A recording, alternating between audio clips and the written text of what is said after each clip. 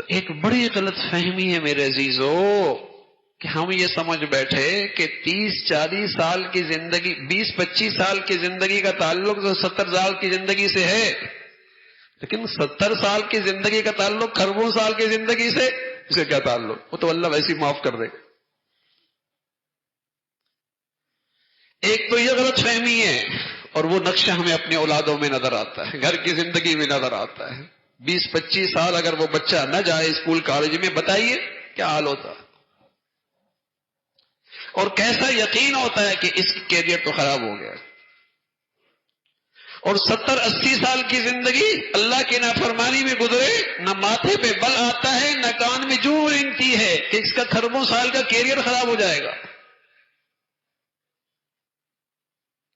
اور دوسری غلط فہمی یہ ہے کہ آج جس زندگی کے رات دن سے گزر رہے ہیں، ہم سمجھتے ہیں اس رات دن کی زندگی کا تعلق مادی اسباب سے ہے، مادی وسائل سے ہے، زندگی کی ظاہری نقشوں سے ہے، بدن سے نکلنے والے اعمال سے کیا تعلق؟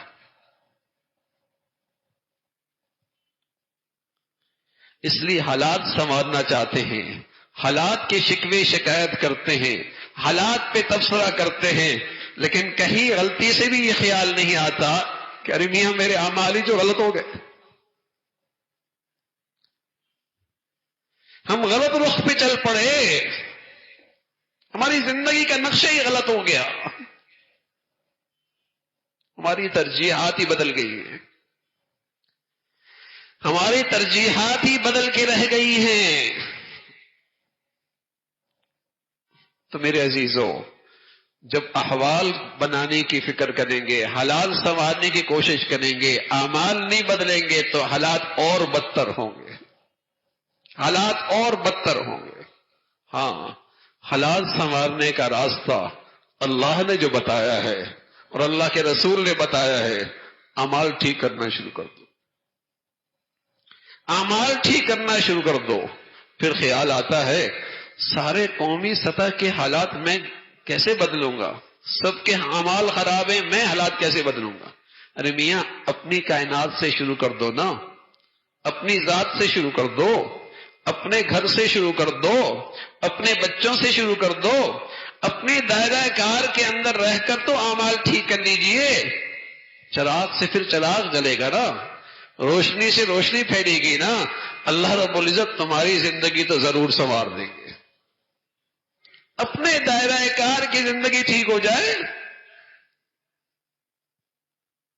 حالات بدلتے ہیں، بدلیں گے، فرد کے بھی بدلیں گے، گھر کے بھی بدلیں گے، نجی زندگی کے بدلیں گے، قومی زندگی کے بھی حالات بدلتے ہیں جب اعمال بدلتے ہیں، جب ظاہر باطن میں اللہ کی فرما برداری آتی ہے۔ کیا اللہ کا واضح قانون ہے، وَلَوْ أَنَّ أَهْلَ الْقُرَىٰ آمنوا واتقوا لفتحنا علیہم برکات من السماء والارض۔ سبحان اللہ، اگر دھرتی پہ اللہ کی نافرمانی ختم ہو جائے تو اللہ زمین و آسمان کو اپنے برکتوں سے بھر دے گے۔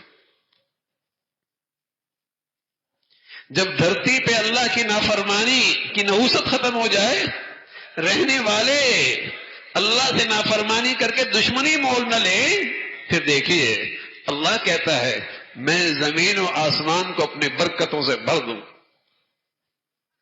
آپ علیہ الصلوۃ والسلام فرمایا کرتے تھے ان العبد لیحرم الرزق بذنب یصیب، آدمی نافرمانی کرتا ہے تو رزق سے محروم ہو جاتا ہے۔ آپ کہتے ہیں رزق تو نافرمانوں کے پاس بہت ہوتا ہے، اور اللہ کے نبی کہہ رہے ہیں آدمی نافرمانی کرتا تو رزق سے محروم ہو جاتا ہے۔ مفتی شفیع صاحب رحمۃ اللہ علیہ مفسر قرآن ہیں، بڑے آدمی فرمایا کرتے تھے رزق سے محرومی کا مطلب یہ ہے یا تو یہ ہوتا ہے کہ رزق چلے ہی جاتا ہے، یا یہ ہوتا ہے کہ رزق اتنا گرا ہو جاتا ہے کہ خرید سے ہاتھوں سے خریداری سے مشکل ہو جاتی ہے، یا یہ ہوتا ہے رزق تو بہت ہو جاتا ہے لیکن یہ اس کا چوکیدار رہ جاتا ہے، استعمال نہیں کر سکتا، یہ اس کا نوکر رہ جاتا ہے، فائدہ نہیں اٹھا سکتا، صرف سوپ پی سکتا ہے، صرف سوپ پی سکتا، دیکھ سکتا ہے، کھا نہیں سکتا۔ اس سے فائدہ نہیں اٹھا سکتا.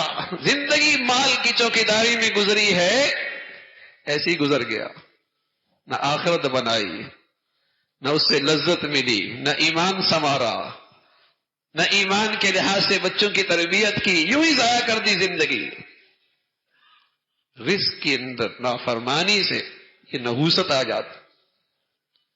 تو اللہ کے نبی سچ کہہ رہے، نافرمانی سے رزق میں برکت نہیں رہتی، رزق میں خیر نہیں رہتی، نفع نہیں رہتا، دیکھنے میں بہت نظر آتا. جب نافرمانی زندگی سے ختم ہو جائے، اللہ اس رزق کو مبارک فرما دیتے، مبارک فرما دیتے ہیں. آدمی اس سے ایمان بھی بچتا ہے، آدمی کی زندگی اصلاح بھی ہوتی ہے، اس کی اولادیں بھی ایمان کی زندگی گزارتے ہیں، اور سب سے بڑھ کر اللہ رب العزت اسے خاتمہ ایمان نصیب فرما دیتے. تو میرے عزیزو، اللہ نے اور اللہ کے رسول نے ایک بڑا علم دیا ہے کہ اس زندگی کا اگلی زندگی سے گہرا تعلق ہے. کھربوں سال کا کیریئر بنانا چاہتے ہو، اس زندگی کو اللہ کی نافرمانی پہ، اللہ کی فرما برداری پہ لے آؤ. اور 60-70 سال کی زندگی سنوارنا چاہتے ہو، اس کا تعلق بھی اعمال سے ہے. احوال سنورتے ہیں، اعمال سنورنے سے حالات ٹھیک ہوا کرتے ہیں. اعمال کے ٹھیک ہونے سے جس قدر اعمال انفرادی اجتماعی زندگی کے ٹھیک ہوتے چلے جائیں گے، اللہ حالات بھی سنوارتے رہیں گے. اللہ ہمیں اپنے نبی کی اور اپنے مولا کی بات پہ اعتماد اور یقین نصیب فرما دے، اور اس پر عمل کرنا آسان فرمائے. وآخر دعوانا الحمدللہ رب العالمین.